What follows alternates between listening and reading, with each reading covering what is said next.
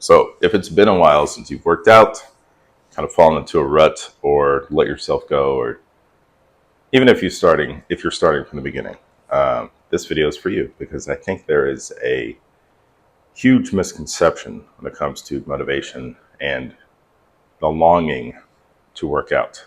It's kind of covered under some stuff that we're going to talk about.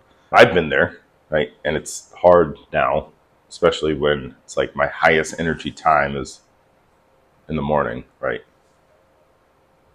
When it comes to making these videos and when it comes to working out. And you may think like, wow, well, that's tough and it's not easy. And you're right, because not only is working out hard, but waking up early to work out hard, double hard. But I've been there multiple times, and you can even either not work out at all, right? Not train at all, or you just kind of take the gas off. For me, it's just like you work out. It's just like, okay, I'm just going to show up and do something, right? Without a plan of what that thing is. And actually, I think that's kind of sinister because that will lead to more complacency and falling off again, right? So over the last few months, almost like a year now, I've kind of taken my training seriously again. And by training, I mean I have goals in mind written on a whiteboard, right? Or my notes app, whatever. And I'm like, I can see myself making progress, and the daily action leads me there, and it feels good. You may think, well, that must be nice for you. Or you see other people on what are the big ones? YouTube, Instagram, all the little fitness people that make these hard looking workouts, and they make you feel bad because you're sitting there not doing anything about it. How do you get past this hurdle? You may see them and you think, well, they really like to do it, or they have some psychological thing where they just can't stop. But I'm here to tell you the solution is you have to take the action first, right? With motivation or anything else, you got to do the thing before the thing actually starts to feel good. You think that, oh, well, if I like to do the thing, if I was excited to do the thing, I would get up and do it. And like I've said before, the action, even if it's like super easy, okay? This is where the whole social media comparison comes from. You see those hard workouts and you're like sitting down and you're just like, well, not only am I not working out, but that workout seems very hard. I don't want to do that. So not only do I not want to work out, I don't want to do a hard workout. It just needs to be easy enough action, because the workflow is that, or the bad one is just you think, okay, I'm going to feel good, right? I'm going to get my music. I'm going to get workout clothes that I feel good in. I'm going to have the stellar workout plan. I'm going to listen to motivational speeches. I'm going to feel good, and then that's going to make me get out there and go work out. That feeling isn't always going to be there. Sorry to tell you. What the other end needs to be is that maybe you're groggy. Maybe you had a bad day. You get out there, whether it's in your garage or you go to the gym, and I'm gonna tell you, you feel good probably in the warm-ups, right? Like, it doesn't matter what your day is like, especially if you had a bad day. Once you start moving and you get into your sets, right? Your first or second sets, that's when the motivation kicks in. That's when you feel good. But you got to get past the hurdles. And I say that, but I think people forget that there are a lot of things that you do now, right? There are a lot of things you do now that you're good at, that are now second nature, even entertainment stuff that you kind of accepted this hurdle, okay?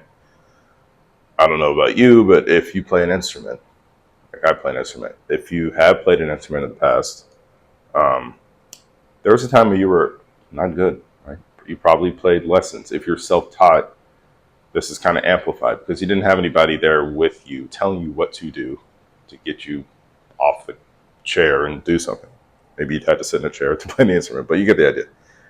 But it takes a while, right? And you don't start out playing these hard classical pieces. You start out easy, you learn the fundamentals, and it takes a while to get past the learning work portion until it starts to be like play. And it's just like, oh, I have all these songs under my belt. Let me just let me just play one for my friends, and now it's just like kind of fun. Another one is gaming, and we don't even, I'm going to go back to World of Warcraft because I spent too much time on there, or even like Dota 2. But when you start out, you don't go to the end game. Okay, you are level 1. You have one little quest, right? I know you can get up to, it was like up to 20 back then. But you have one quest, you do one thing, you go, it's easy, you come back, and then boom. But you repeat that, and it slowly, gradually gets harder to where you're not even thinking about it. And now the game is fun because if you started at the deep end, like right with all the, again back to classic level, with all the moves, and it's like here's your complete highest level, and here's the highest level boss. Go for it. You're not going to know what to do. You're going to get daunted, and you're going to quit. Right? Hello in the gym. That's a side note. Make your workout super easy because otherwise you're going to quit. And even with workouts, I kind of hinted at watching other people's workouts. Don't do that. All right. It's far too easy to, if you have a little influencer you watch, if they're instructional, that's one thing. If they, that there's the trap of I'm a motivational influencer fitness person. You see them doing something and it's going to make you not feel good. And you're just going to be like, I can't do that. There's no way. And then you're not going to take action. So as a side note, ignore people. Okay. Learn enough from the people that teach, but you got to stop comparing yourself. So how do you do this? How do you start loving the process of working out? Well, like I said before, you got to take action on something. Number one, you got to have a goal in mind.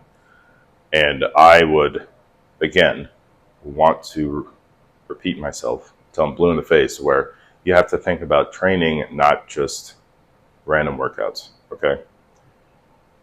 The goal will help frame what you're going to do, because even if it's like, I guess weight loss, fat loss, if you want to call it that, that's not something in the gym. I would recommend having gym numbers in mind, standards for yourself, because when you show up to the gym, you have something in mind that you're aiming for, okay? Random workouts are one thing, but it's like everybody needs muscle, blah, blah, blah, blah. So write your goal down, right? And then number two, I think this is on par with the goal. It's the system, right? Or the setup, as I wrote it. But you have to kind of mentally plan, set yourself up for what you're going to do, right? You have the goal, you're like, all right, and spend a few seconds on the internet actually researching something for yourself instead of just mindlessly consuming. But then physically, you have to set up, whether that means, I need to sign up for a gym. Oh, do I have my gym clothes? Do I have a gym bag? Is my stuff ready, laid out to go for the next day for the next workout? And that stuff, I know it kind of seems silly, but there was the friction to start is probably the thing that kills people's workouts more than anything else, right? Remember how I said once you get into the workout, you feel good anyway? If you're not getting to that point, if you're not even walking to the door, you're not going to make it, right? So set your stuff up, right? Make that a part of your day. And then number three, you go work out. And that may seem silly, but please, people, make it as easy as possible. Probably easier than your ego wants you to. And especially for people that, I don't know, the people that either watch, I don't know what bodybuilders are doing these days, but if you watch these bodybuilding routines or some high level athlete, you don't start there. And the starting programs are going to be boring, right? More boring than you want it to be. Shout out to Starting Strength and Mark Ripito, but, before you bash on it, and it's actually been working for me. Hello, I just benched like 300 and I'm 40. And that was for reps. I don't know where I'm going to end up, but the workout on paper seemed so easy. Like 3 sets of 5. Like, let's just say the squat, 3 sets of 5. And you think to yourself, well, that's boring. I don't feel the burn enough, or this is not, especially starting out, this is not heavy enough. Let me be real with you. You don't deserve it. You don't deserve a hard workout yet. Okay? If it's been a while, you just have to slow down and think, okay, I have to ease into this. Because what's more important than a hard workout is the fact that you don't stop showing up. Okay. Even stuff like combat conditioning, ETG, shout out to you guys. But I think combat conditioning for body weight and starting strength for the barbell are great starting points for everybody. But on paper, it just seems so boring.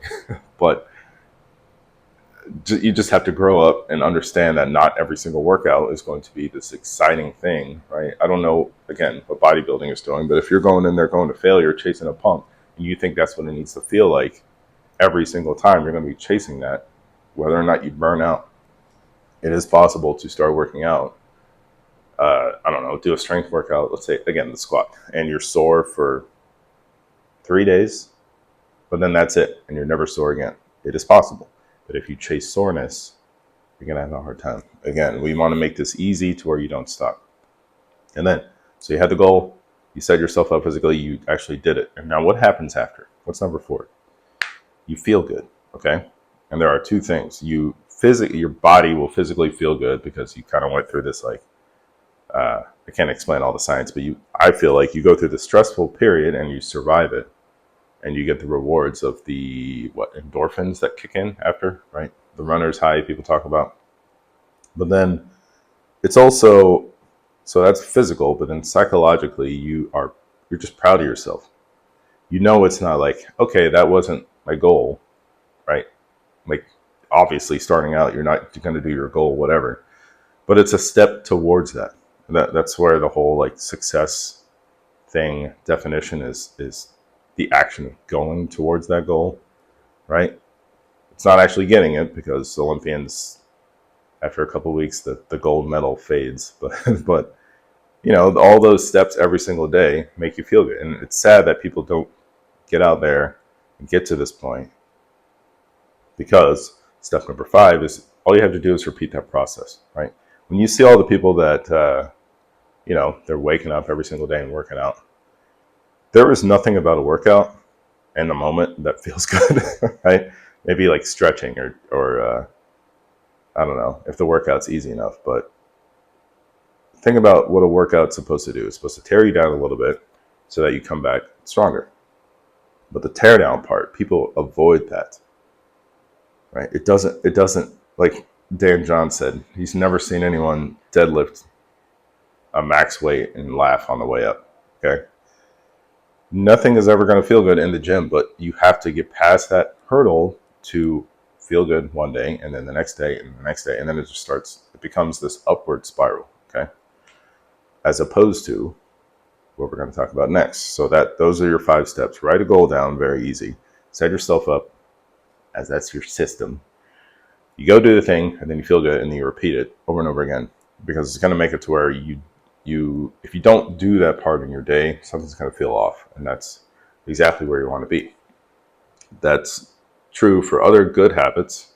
Unfortunately, that can be true for bad habits, where it's like, oh, I didn't do my video games today, I just feel off. But this is something where that actually gives you a good return. So that's it. Now, I guess that's not it. If you made it this far in the video, I'm assuming you want this solution to your I just can't get myself going, or stick with it, right? Consistency. As a side note, if you can't stick with it, just use the morning so you're actually doing it. But you came to this video for a solution. You are probably in this rut where, you're sitting, probably watching social media, watching other people working out, and you see these workouts happening. Maybe you're actually watching them to get motivated, but you see them as, wow, that's hard. Your brain is not going to want to do it. Okay, if you're sitting watching other people work out in the day before you've actually worked out, thinking you're going to motivate yourself, I don't know, because your brain's probably going to be like, that looks dangerous, or that looks hard. I'm not going to do it, right? You talk yourself out of it.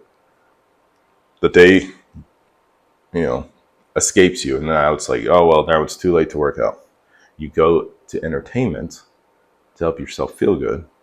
And then when you pick yourself up, when you pick your head up from your entertainment, you feel bad because you didn't do the thing that you said you were going to do that's sitting in the back of your head. We need to break that cycle, okay? And this is how you do it. You stop those things, right?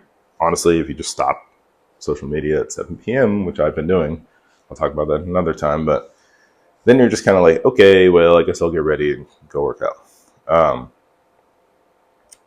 I feel like there is a trap that people get themselves in when it comes to the motivational world, right? You're like, I need a boost to pick me up.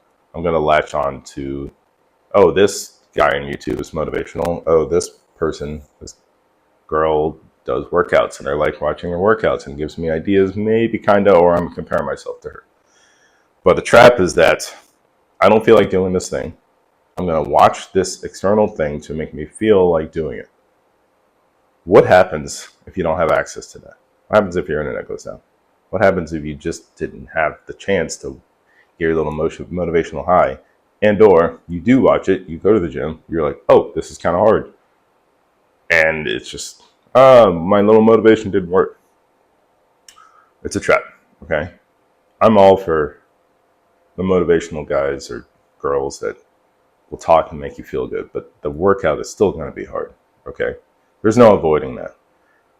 Honestly, if you want my recommendation for a setup for any busy adults out there, you shut everything down at night, you wake up, and you don't rely on any of that stuff. You don't watch social media to compare yourself, but you don't also watch things to think you're going to motivate yourself. You're just kind of stuck in your own head. You go do the thing, and then you're done.